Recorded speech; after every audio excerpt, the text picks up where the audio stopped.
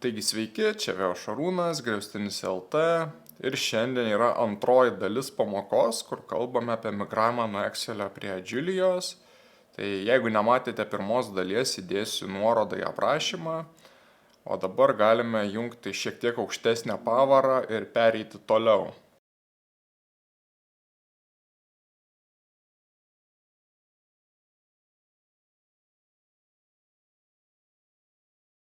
Tai pradėkim nuo Kaggle. Tai kaggle.com. Reikia užsiregistruoti, bet šiaip visas puslapis nemokamas, tai nepergyvenkit. Ir puslapio esmė yra taip vadinami turnyrai tarp mašinio mokymo ekspertų. Tai reiškia, įmonės duoda kažkokius tai duomenų pavyzdžius ir surengia varžybas, ne? Ir tas, kas tiksliausiai sugeba prognozuoti jau naujus duotus duomenis, laimė. Kartais būna piniginiai prizai, kartais šiaip dėl šlovės varžosi. Na, bet iš esmės geras, įdomus dalykas. Bet to šalutinis poveikis yra tas, kad yra nemokamai dideli, geri duomenų setai pateikti. Tai šiandien paimsiu statistiką apie žaidimus.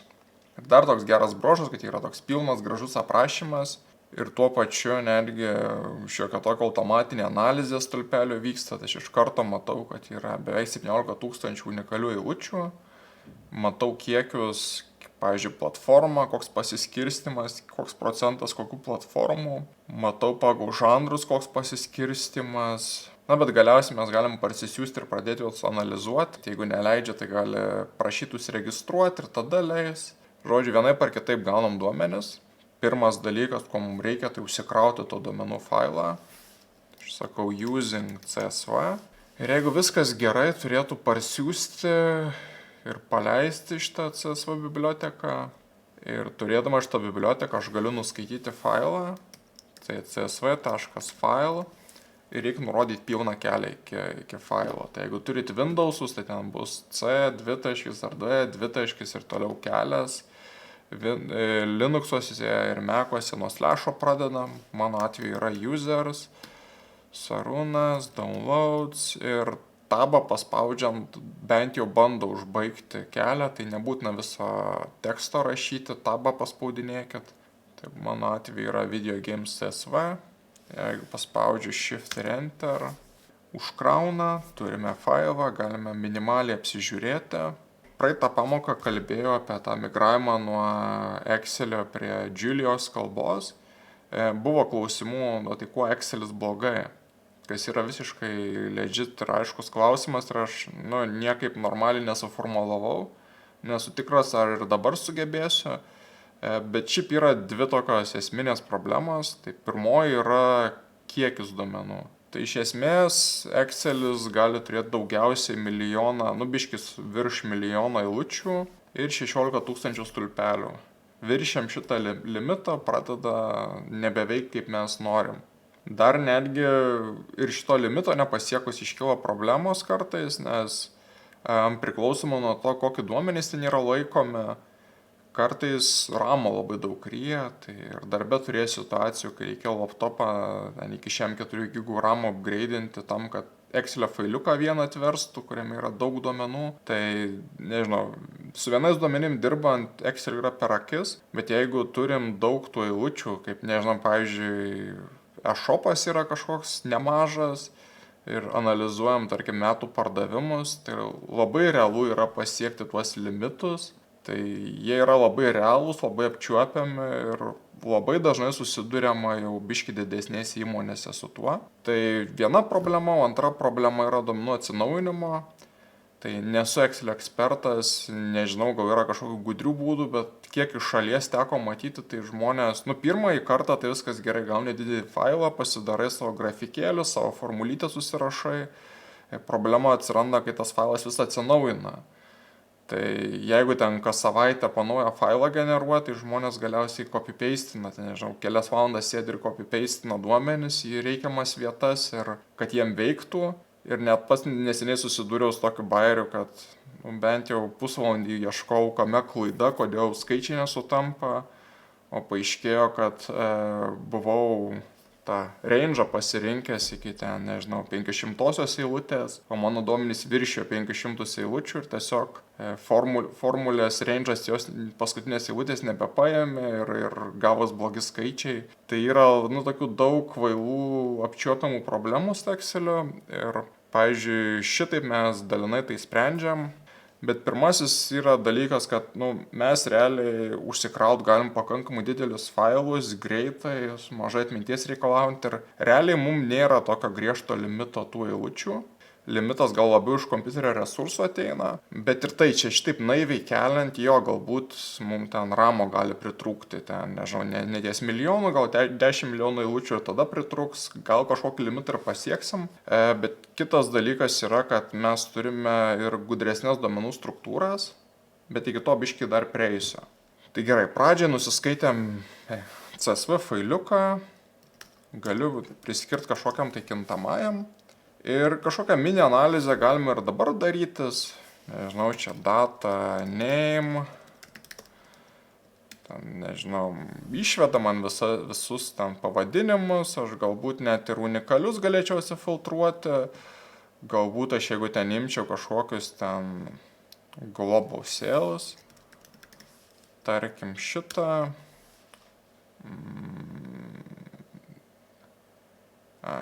Iš didžiosios turbūt sėlos žodis.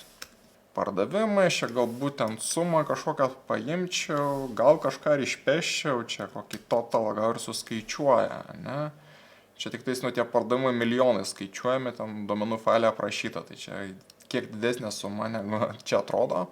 Ir čia beje yra daugiau stulpelių, paspaudus tos 3 taškiukus daugiau įsiskleidžia, eilučių irgi rodo tik 10 ir paskutinė, bet galima daugiau įskleisti.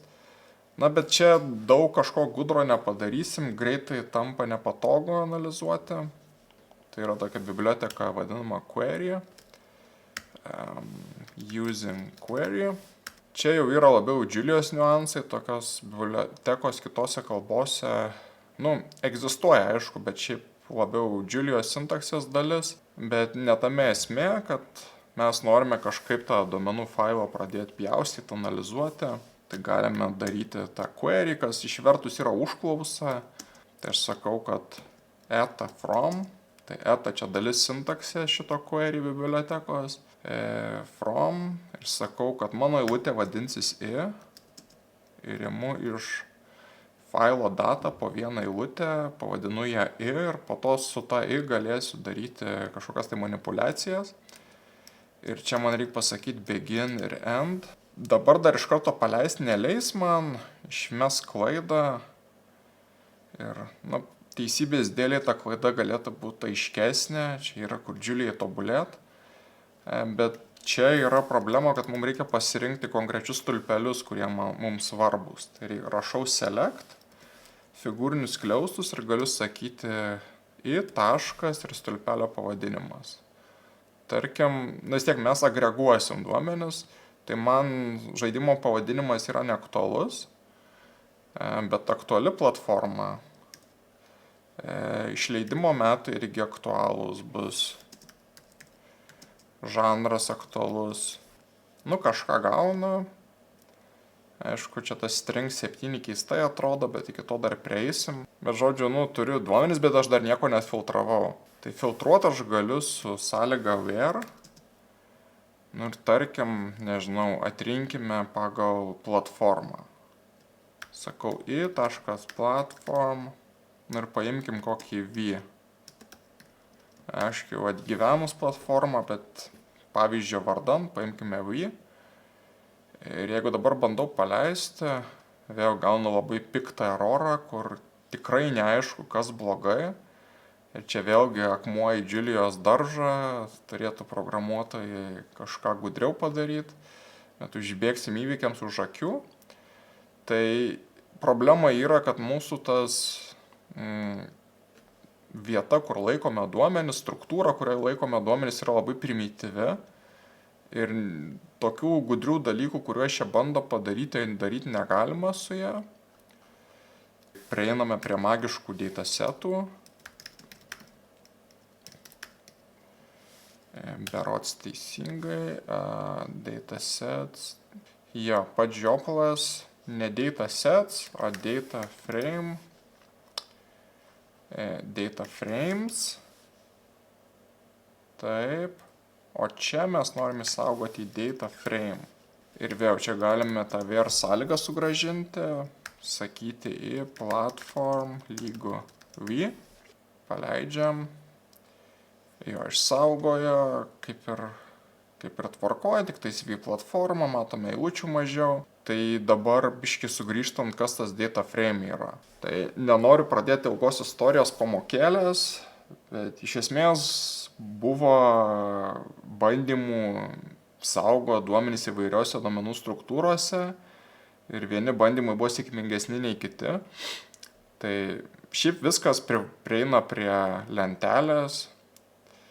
Tai yra biologai toksai fenomenas įdomus, kad ten gyvūnai, nesvarbu iš kokios giminės, galiausiai mutuoja tol, kol tampa krabais. Tai čia panašiai yra, kad yra įvairios idėjos, bet jos galiausiai prieina prie lentelės. Tai duombazės priejo prie relacinių, kas yra krūva lentelių. Duomenim analizuoti visokius būdus bandė prie iki Exceliuko, kas yra lentelė su daug stulpelių ir daug eilučių. Tai su data frame panaši istorija. Irgi galiausiai prie, kad geriausias formatas yra tiesiog lentelė, turinti daug stulpelių ir eilučių. Ir pradininkas, bent jau mano žiniomis, tai yra R kalba.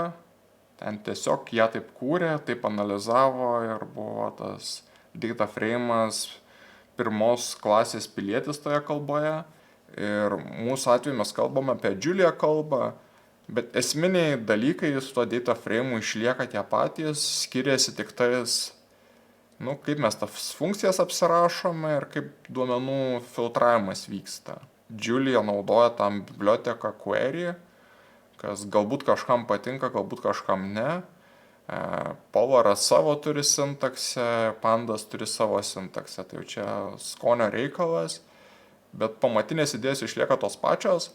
Ir viena svarbiausių idėjų, kuri galbūt labiau pažadas yra, nes ne visados iki galo įgyvendinta. Bet kaip jau minėjau, Excel'e problema yra, kad jeigu iškelsim didžiulį failą, jis gali tiesiog netilpti į atmintį. Jeigu tilps į atmintį, tai gali būti problema, kad tiesiog viršysime eilučių kiekį. Tai data frame'as kaip visuma turi tokį pažadą out of core berods computation.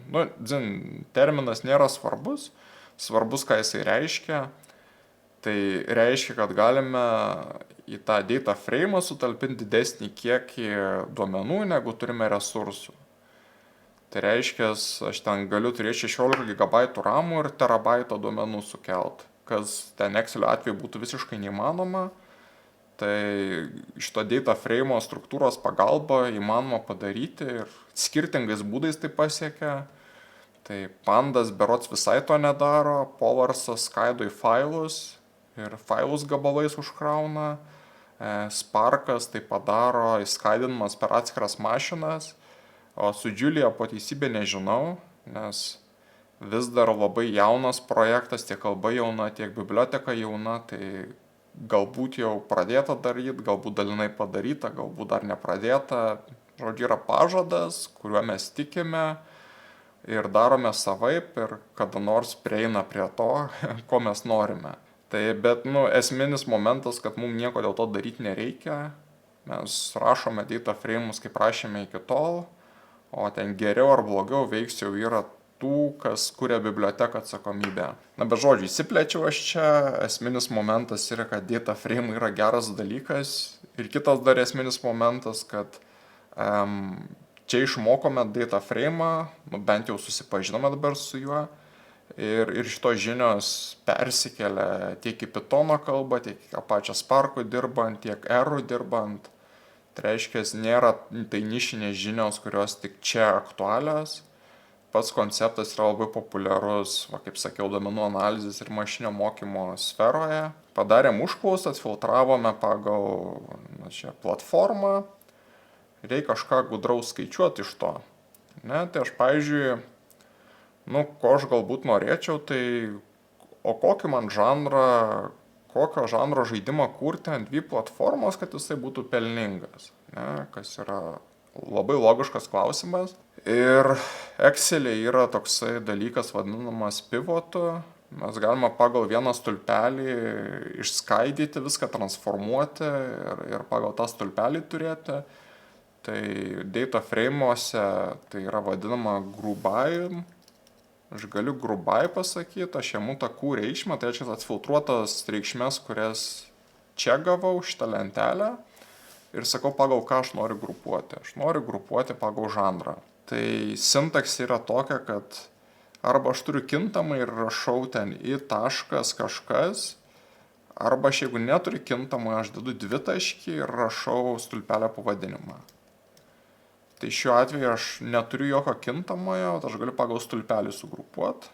Jeigu aš tiesiog taip paspaudžiu, jis sugrupuoja, bet ne visai taip, kaip aš norėčiau. Aš matau, tarkim, grupę sports, turi 262 eilutes, rodo, paskutinė grupė yra strategy, turi 25 eilutes ir aš čia dar galiu tarpinės išskleisti, nors ne šituo atveju neleidžia išskleisti. Bet žodžiu, jisai suskaidė į grupės, bet nepadarė jokių agregacijų. Ir agregacijos yra dažniausiai, ką aš noriu padaryti. Sakau combine, imu rezultatą iš to grupavimo ir dabar sakau, kaip man agreguoti. Tai aš noriu imti global sales, vėlgi per dvitaškį ir sakau, ką aš su juo darysiu. Aš noriu suskaičiuoti sumą. Suskaičiavo sumą pagal žanrą. Tai čia matau žanras sports, tokia suma, žanras racing, tokia suma ir taip toliau. Tiesiog sumą turėti kartais naudinga, bet dažniausiai mes norime žinoti, tai kiek tų buvo grupėje žaidimų, ne? Nes galbūt buvo labai daug žaidimų ir dėl to didelė suma. Tai dar yra n row ir pasakau, kaip pavadinti, games count.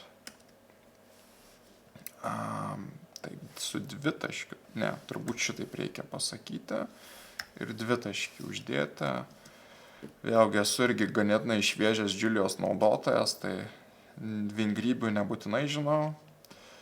Bet gerai, va, turiu games count, tai žinau tokią sumą, čia milijonais tokią sumą uždirbo ir tiek žaidimų. Tai aš matau, tarkim, dalyką, kad, tarkim, action žaidimai uždirbo daugiau negu dvigubai mažiau, nors jų kiekis yra, sąlyginai panašus kiek ir sport žaidimų. Tai galiu pasidaryti išvadą, kad, tarkim, action žaidimų kurti neapsimoka V platformai, kas, logiška yra. Aišku, dažniausiai mums tiesiog turėti sumą vėlgi nėra gana. Tai aš norėčiau dar turėti ir, tarkim, vidurkį ir medianą.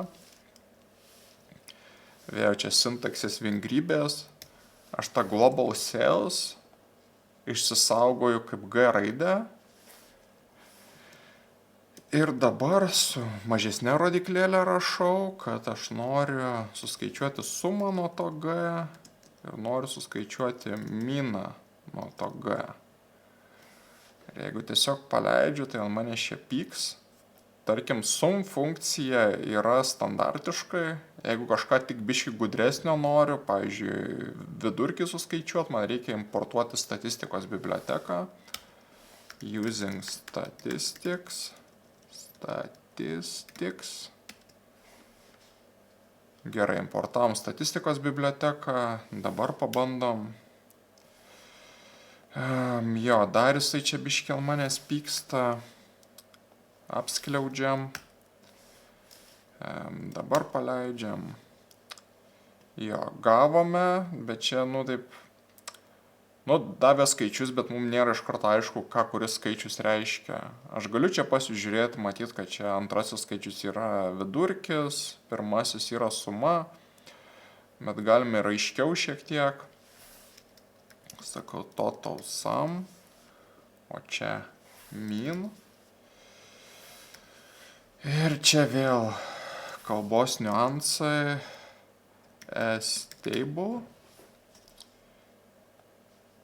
Ir dabar turiu atskirus stulpelius, turiu total sum ir mean. Ir aišku, jeigu jau vidurkį turiu, tai galiu ir medieną paskaičiuoti.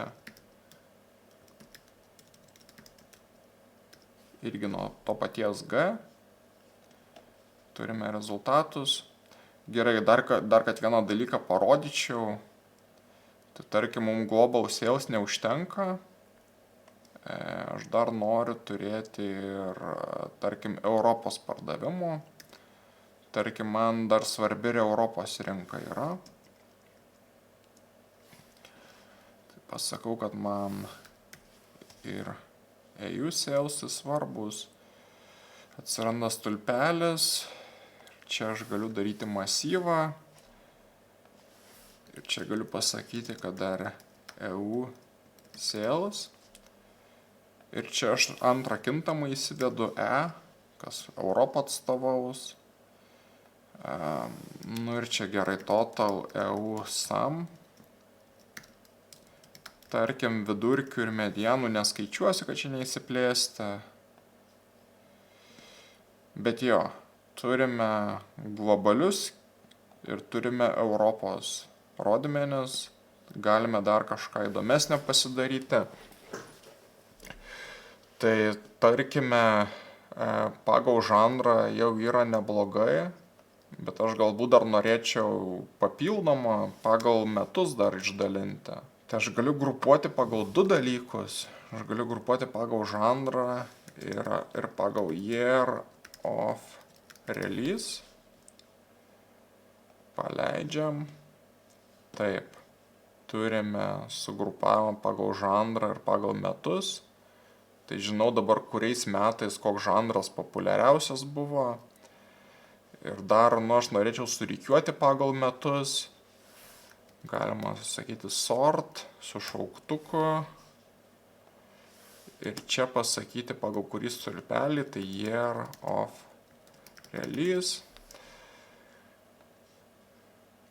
Ir išrikiuota pagal metus. Pagal žanrą turime sumas, turime globalią, Europos, turime kitus rodiklius, turim žaidimų kiekius, turim gan daug informacijos. Šiaip vienas dalykas, kas turėtų jau kliūti, tai matome, koks čia didžiulis makaronas, kurį jau sunku supaisyti. Tai bent jau aš tada mėgstu susidėlioti kintamuosius.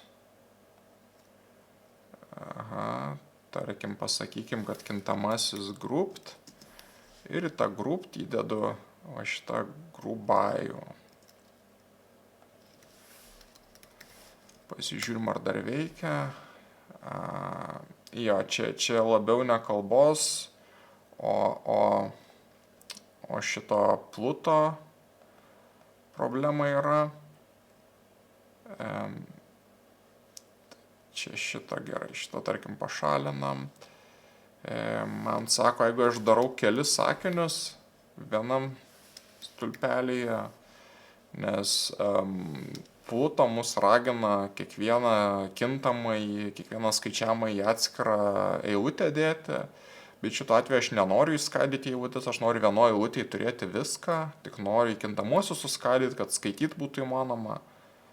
Tai galiu daryti tą begin ir end ir dabar ant manęs nepyksta. Dar galiu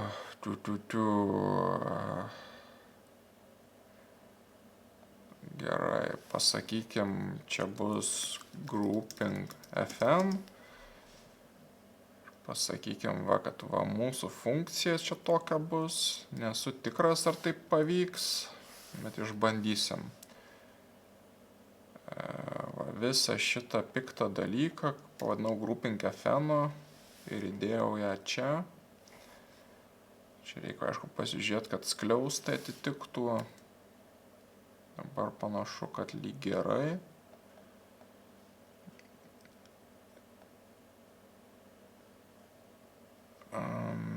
Ne visai čia gerai man pavyko.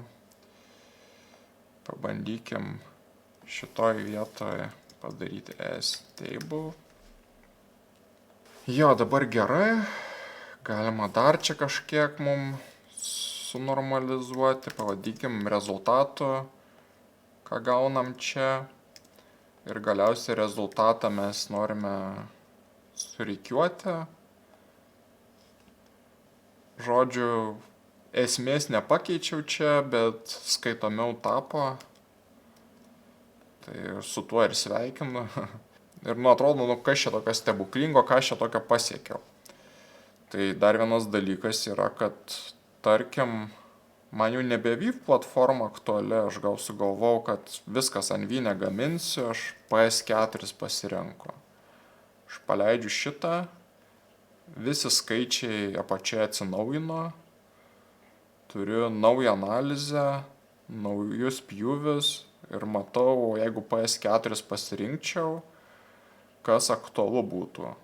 Tai matau, 2017 metais role-playing paskutiniai vietoje yra. Bet čia vėl, čia niuansas, kad duomenyse 2017 paskutiniai ir čia tik vienas žaidimas 2017 buvo. Tai čia jau duomenų labiau problema. Bet vėlgi, aš jeigu gaučiau šviežius duomenis, tarkim šių metų, man užtektų šitoj vietoj užkrauti naują CSV failiuką ir visi skaičiavimai viskas veiktų toliau. Na ir toks paskutinis dalykas, kad kokios analizės be grafikėlių. Tai galbūt ten tokių pat gražių grafikėlių nepadarysim, bet čia vėlgi labiau gal mano yra problema. Using plots. Bet nusibraižyti galima bent minimalius. Julia plots, yra biblioteka, yra aprašymai, kaip naudoti, matote, ir trimačius eina daryti, ir animacijas eina daryti, ir keisti dizainą, tikrai daug dalykų galima padaryti. Mes paprasti žmonės naudosim tiesiog plot komandą ir tutorialas, naudosim elementarų plot, kuriam nurodom X, nurodom Y arba Y-kus ir jisai nubraižo. Tai pasakykim, kad gerai, čia tas results, taip toliau, sukūrėm naują plot. Mūsų X bus iš mūsų rezultato paimti metai, year of release, o mūsų Y bus, nežinau, čia bus total sum. Result, total sum.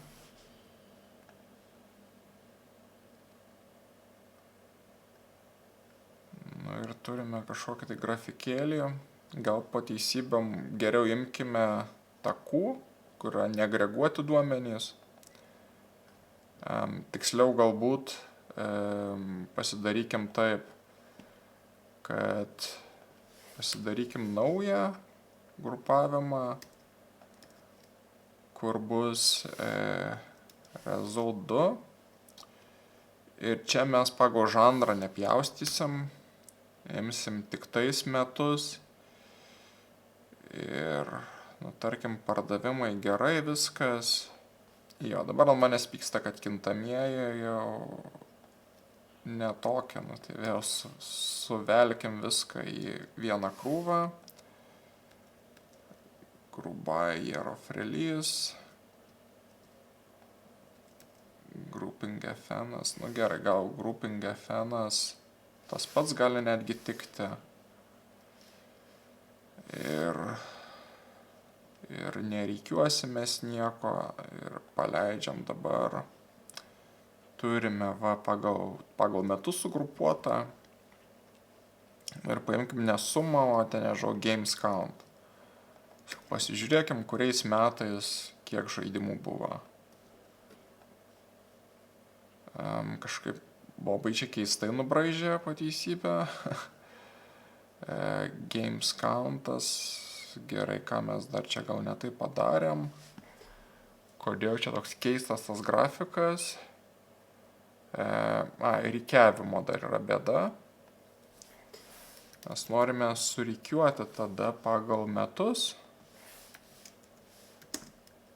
Year of release. Aišku, čia ne linijos norėčiau bar ploto, paieškom dokumentacijoje, kaip tai padaryti. Tiesiog užtenka bar parašyti. Pabandom. Va, turime žaidimų kiekius išleistus pagal metus. Dar galime pasakyti label. Ir čia pasakyti games count. Ir turime grafikėlį.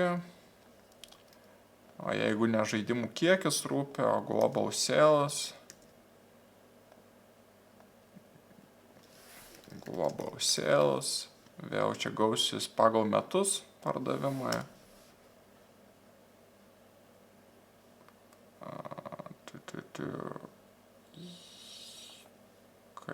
Kaip čia keistai. Enrows grouping FN. Ai. Jo, total sum vadinasi. Jo, va, turime pardavimus pagal metus. Nu ir kaip minėjau, jeigu keičiame filtrus, atveju gal platforma visai neberūpi. Paleidžia, vėl turim viską perskaičiuotą. Ir turime pardavimus pagal metus visose platformose. Ir kaip matot, nuo 1.9, čia netgi ne 8.5, net anksčiau turėtų būti. Žodžiu, turime gražų grafikėlį. Ir aišku, padarykime globalią sumą ir Europos sumą, kadangi abudu turim. Result 2. Taip, ir mums čia labelio reikia antro.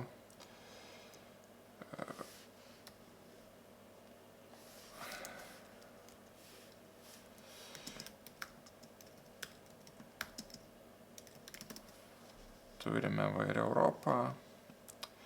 Ir jo, čia toksai kvailas dalykas, kažkaip netaip atvaizduoja labelius, tai čia problema yra kablelio. Vėlgi, Julia tikrai turi kur tobulėti šitoje vietoje. Na, bet ateitis šviesi. Ir gerai, va, turime jau 2 grafikus, tiksliau vieną grafiką, bet iš 2 Y ašių. Turim globalius pardavimus ir Europos pardavimus. Nu ir žodžiu, čia galima analizę darytis kiek tik netingim ir kiek tik norim. Bet manau, ties čia šiandien ir baigiu. Jeigu turite kažkokių tai idėjų trečiam video, tai rašykit komentarus. Kol kas, manau, ganėtinai daug apėmėm. Ir, po teisybę labiau čia ne programavimą darom, mokomės o duomenų analizę, kas, manau, ne ką mažiau naudingas dalykas yra. Tai galbūt, jeigu bus pageidavimų, galbūt ir labiau programavimo video padarysiu. Na, bet šiandien tikiuosi bent jau daviau įrankių, su kuriais įmanoma pakankamai gerą analizę pasidaryti. Tai kaip visados, ačiū už dėmesį, like, share, subscribe, whatever. Dėkoju jums ir gerų, nežinau, darbų ir iki pasimatymo.